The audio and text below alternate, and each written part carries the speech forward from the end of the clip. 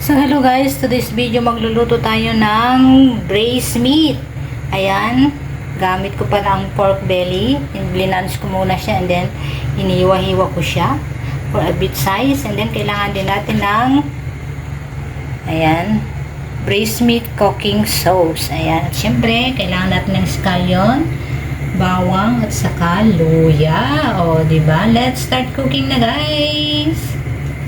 So, dito sa ating skillet o lutuan, maglalagay tayo ng konting oil. Ayan, huwag natin damihan dahil mag-oil naman itong ating pork belly pag gisa natin mamaya.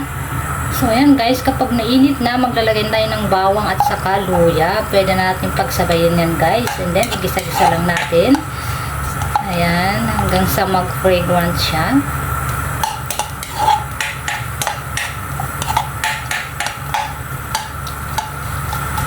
Guys, pwede nyo namang i-smash or hiwa-hiwain ng maliliit dice or ano yung bawang. Ginawa ko lang ng ganyan dahil ayaw ng amo ko ng lasa ng bawang. Ayan. Kaya kung cooker ka, ikaw nang mag-adjust. So kapag okay na yan guys, isa-isa lang natin ilalagay yung ating meat guys. Ayan. Pwede kayong gumamit ng loin o ng klaseng meat.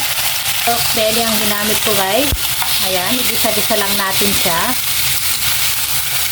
hanggang sa labas yung mantika niya. Ayan, blinange ko muna ito guys. Ayan, hintayin lang natin. So ayan guys, kapag ganito ng itsura niya, lumabas na yung sarili niyang oil. Ayan, pwede natin ilagay yung kanyang sauce guys. Ayan, ito ang kanyang sauce. I-mix lang natin siya ng mabuti, hindi sa konti. Saka tayo magdadagdag ng water at iboboil natin siya hanggang sa lumambot. Ayan guys, kapag na-mix na, ang bango na.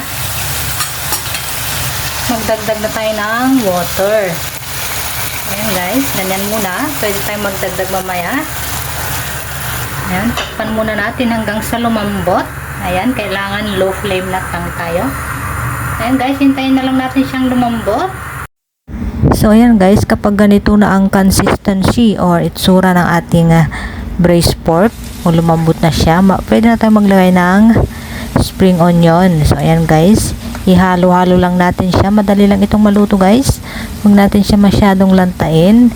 Ayan, and this is it. Okay na ang ating braised pork Chinese style. So thank you guys for watching.